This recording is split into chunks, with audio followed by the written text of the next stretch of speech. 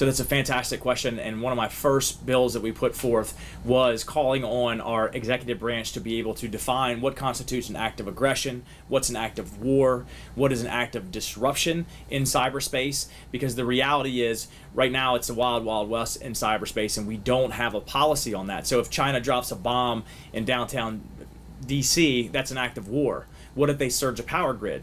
We don't know. There's no definition for that. That needs to happen. We need essentially a Monroe Doctrine in cyber that basically gives flexibility for the executive to be able to act, but also tells the world where they will not go. The reality is 90% of cyberspace is in private hands. So that therefore there has to be a revolution of thinking of how the private sector deals with government to be able to protect us. Look, in this area in coastal Virginia, we have tons of military contractors who have sensitive, classified, secret information, and there's no question that nation states are probing for that information.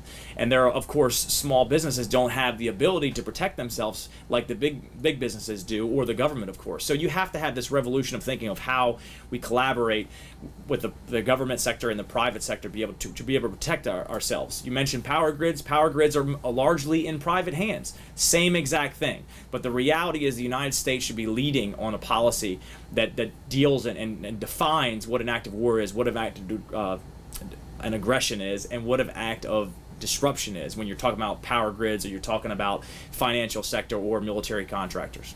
And I'm happy to be leading on this effort.